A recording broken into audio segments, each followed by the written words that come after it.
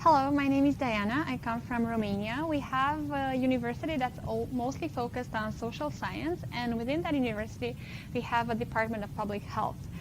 Just a short background, just if you're not really familiar with this, historically in Eastern Europe, public health was mostly part of medical school university. So what we started, and with most of the help from University of Iowa grants, is that we try to have public health department most close to social science, kind of using the Western Europe example and the US example.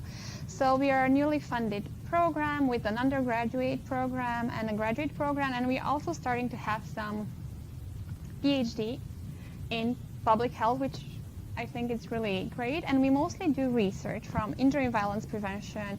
We have some occupational health research, maternal and child health, healthcare systems and policies. So we are a young group of people, but we all have different interests, and depending on the funding available, we kind of try to do as much as possible in the field of public health.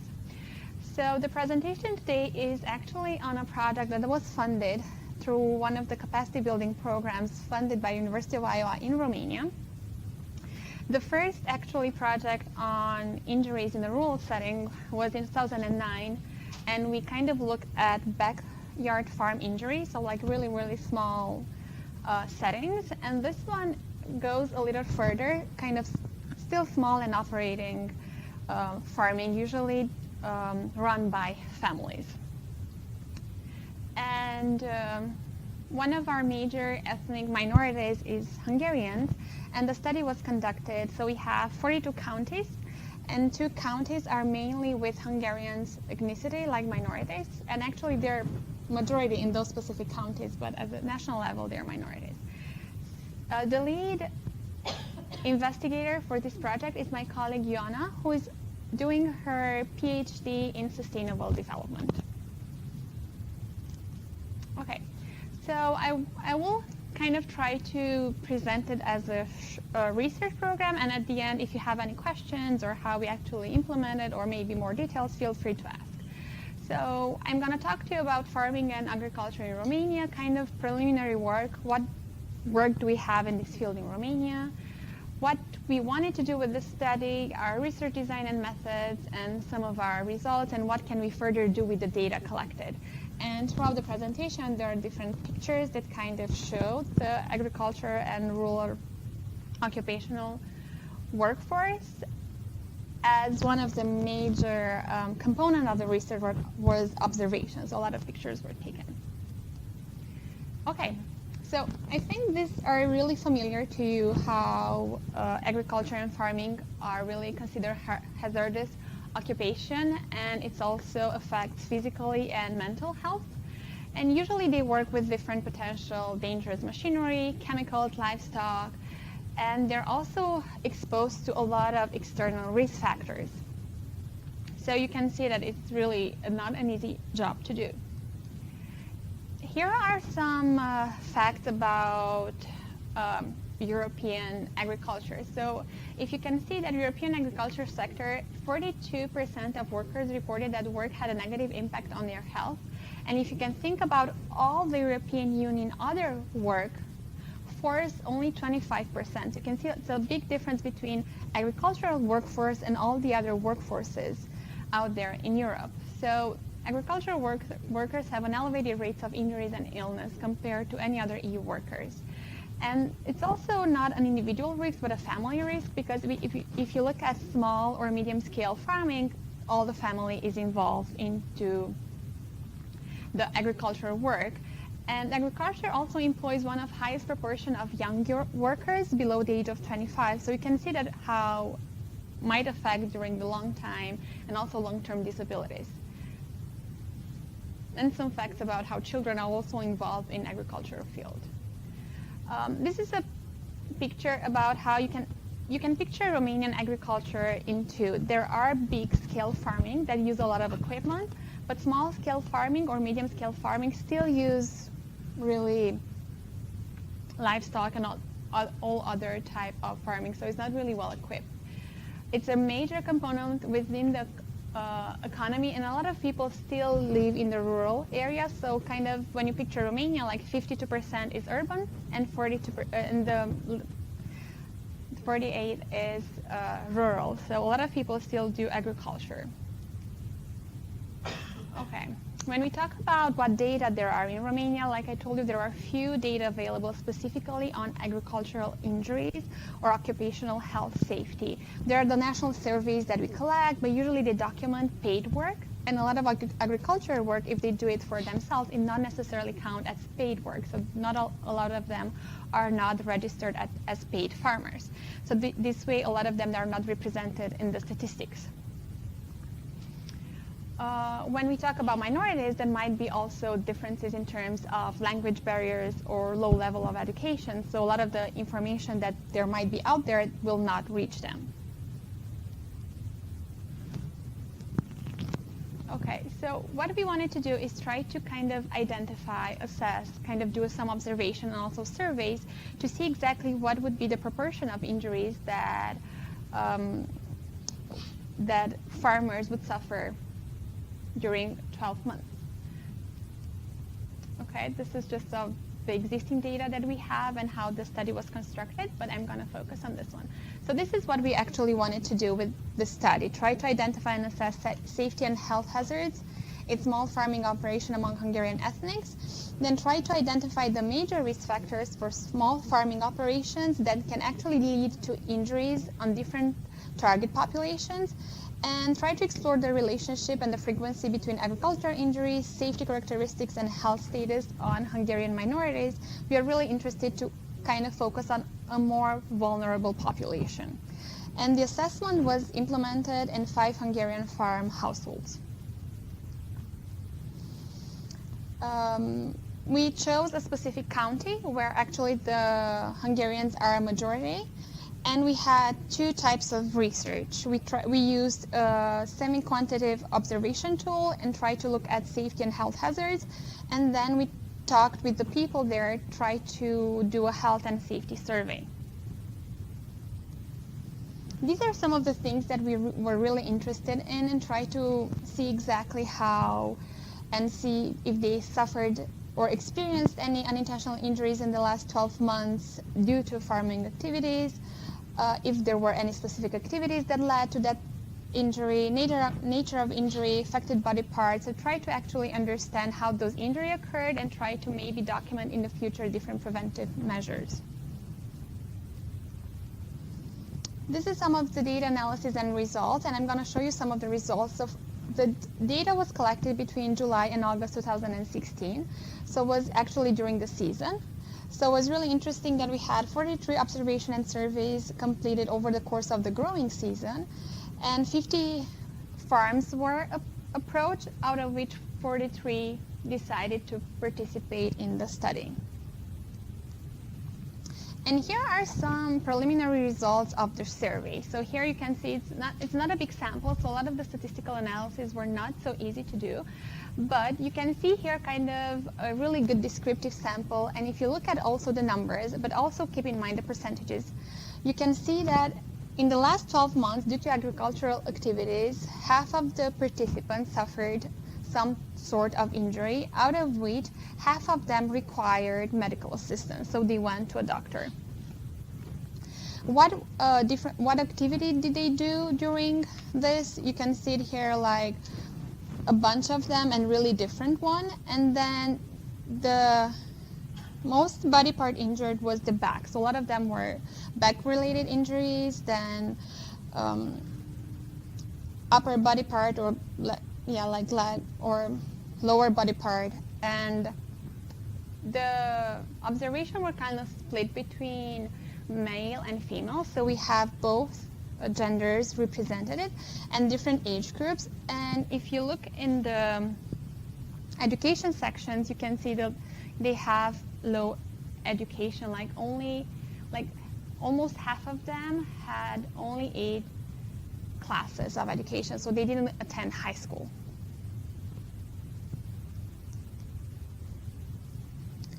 These are some of the observation data, like looking at how their small-scale operating farm looks like, what could be some of the issues, and also where do they usually do most of their work in terms of agriculture. So you can see they mostly have a farm field. Some of the injuries also occurred in the storage, and it's really linked to their everyday work in a farm. Some of these observations are really mostly important for prevention and looking at what type of protective gear did they use during farming.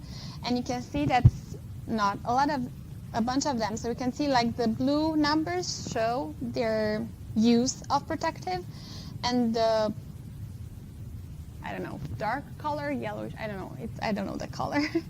It's about not, like, the percentage of not using any type of protective gear. So here might really trigger a really good prevention and intervention, try to see exactly how can this be improved, because they mostly not use any type of protective gear during agricultural work.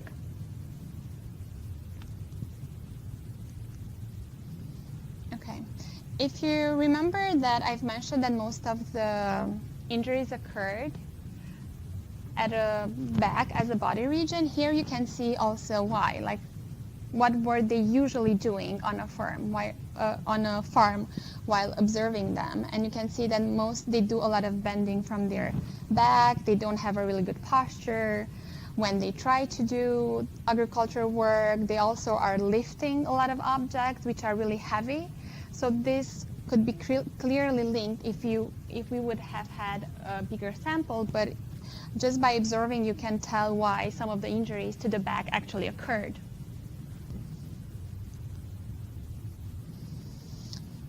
And this is related to using of machinery. As we know, most of the injuries occur due to bad use of machineries or hazardous situations that come from machinery use. And here are some information on how tractors are and if they have rollover protection or not, if the riders are properly restrained or not, how they were using that machinery, if there was a potential for crushing injuries or potential fall from elevation if the machinery was really high. So also a really well documented hazardous situation. We did do some statistical analysis and trying to see exactly if we have some correlations in terms of the data that we have, but the sample is really small, but still there are really interesting relationship between injuries due to agricultural activities and bending occurrence, which had a weak positive correlation. And yeah, these are some of the analysis that we have run, but mostly it's observation data that we can further develop and see exactly how we can actually build upon this data. So here are some of the conclusions, and afterwards we can have kind of a small discussion, and maybe I can explain you more how this actual study was conducted and exactly how this data can be used. So we really wanted to see exactly what type of injuries rural communities are confronting with when they do agricultural work.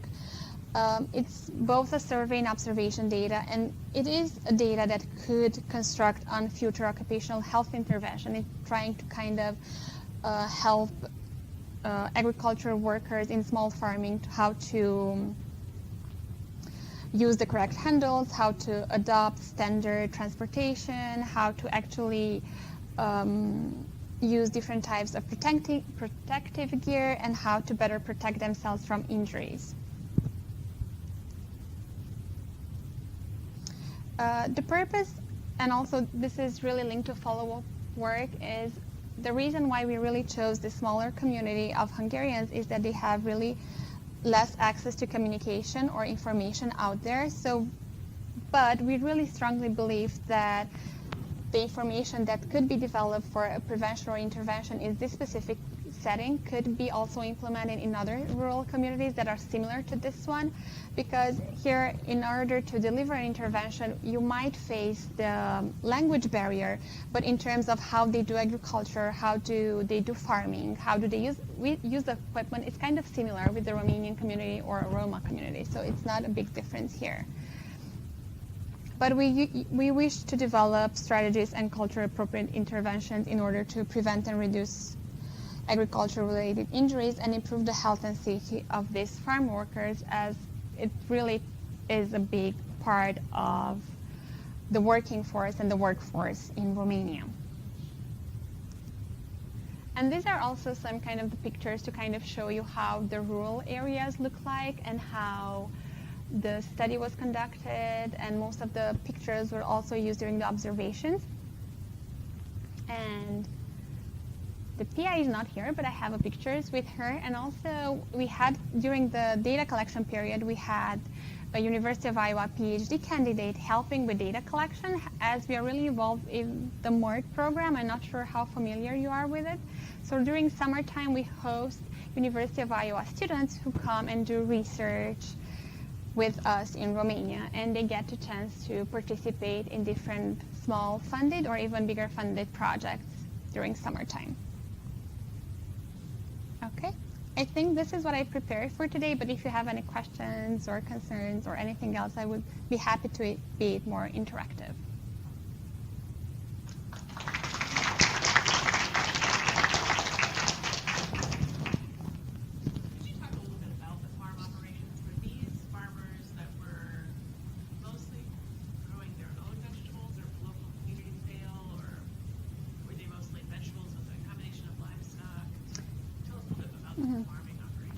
So these farming operations were a combination of livestock and growing their own vegetables, but usually some of them were using them to kind of, for some of them were their main income in terms of they were also selling some of the products, but for some of them were doing for themselves. But they're not, so if you're doing farming and if you mostly do it sustainable or you sell it in the small operations, then you are not necessarily registered as a, I don't know how to say. So these are the data that would not be in the general statistics, as they're not, if you ask them about their main occupation is farming, but they don't necessarily have a salary coming out of farming. So you won't document this in a national occupation survey or different types of this data. So they would do both, and usually they have both livestock and they would mostly do different types of work and adapt it to their season and everything else. So it'd be good. Also, some of the research we do are really linked to different types of opportunities that we have. So Ioana, who's also she's doing her PhD in sustainable development. She has a really, really good interest in how, I mean, Romania still has a really unique situation. We still do the agriculture as, let's say, old way. And it's still encouraged because people are so open to continue this type of agriculture in terms of healthy eating and healthy lifestyle, but still in terms of injury is a big risk. And she's part of a group that does research in Transylvania and different regions, and also in Germany, and try to kind of promote this type of sustainable development, but in the meantime try to protect the health and well-being of the people who are actually doing. So you can still see agriculture in the way that you might not be able to see it in other regions. Can you talk more about what Josie did?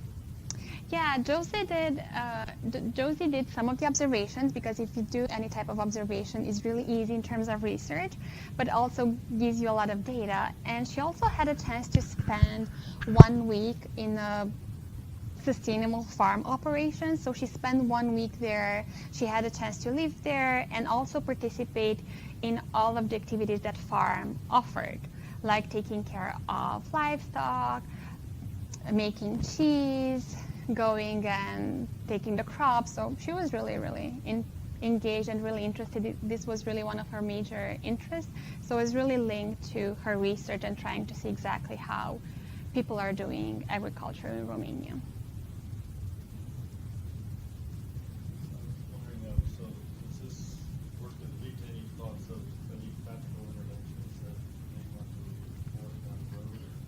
So some of the practical interventions that my colleagues and I have thought of was trying to have some discussions and maybe raising awareness or training with the farmers, because they're not using any type of protection that and also try to kind of facilitate maybe some of the protection gear to them and try to make them use them. So this would be kind of that data shows us that they're not using any protection, and some of them are not that expensive to acquire because some of them are just wearing gloves or eye protections, which do make a difference. So, but they're not doing it. So I think these were some of the things we want to do, and we are also part of a bigger network. So European level has a call for proposals that really encourages network.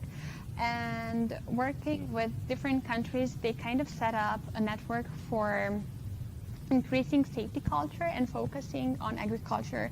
And I think that's one of the reasons we actually lack in Romania, not only in agricultural safety, but other types of injury and violence prevention activities. We don't really necessarily have the safety culture. So I think that would feed into really well, because as there aren't a lot of Romanian data, we can provide them with the data, and then we can try to think about increasing knowledge and safety behaviors in this occupation. These farmers are like cooperatives, or how would you access them? Who are the volunteers and stuff? So the stakeholders are mainly the people in the village, or let's say the mayor, or people how you can reach them. Usually people are not organizing co-ops, so they actually do independent farming, and they do it for them and their families. So there's not like 2 or 3 families working together using the same machinery. Each of them have their own machinery or they rent it, but they're not organizing co-ops. There are really few. And this is actually more historically related with the communist regime when it was mandatory. And although now it would be really helpful in how co-ops are built, would be actually engaging them and helping them, people are really reluctant in joining these small associations, even farming, even local, even with their neighbors. They don't want to do it just because of, it's still a recent history, so I think it might take some time to rethink it. There are regions who are doing it and starting doing it, and usually those are younger farmers and on specific crops like berries or things like that. But the ones that we presented here in the data, most of them are retired or older adults. They don't want to do this type of things. I saw that a lot of your injuries were back injuries, Mm-hmm. as you mentioned. Have you guys given it some thought or have any ideas on how to change up the physical exposure, the mechanical exposure that farmers are experiencing on Mm-hmm. a day-to-day basis? No, that's really good. I think it's really important on the position they have and how we can also teach them how to use their body properly when they do this type of work. Unfortunately, if you were to think they're really small operations, small operation farming, so they would not have the funding to actually do more mechanized work and try to build from this part. So I think the only thing that would be is to try to protect them, try to learn some activities or how not to use their back so much and try to adjust for this. But as they're just doing family farming, I don't think they will have the necessarily funding or tools to actually do more mechanized work and try to organize their,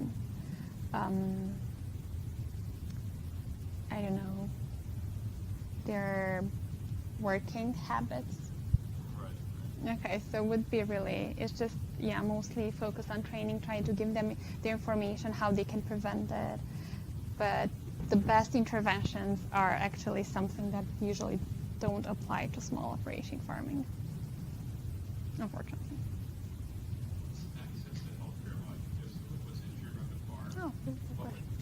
who would you call, or how long would it take to get there, or would you take them to the hospital? Oh, that's I think is a really good question, because we have emergency room and emergency system, but some of the rural areas are remote.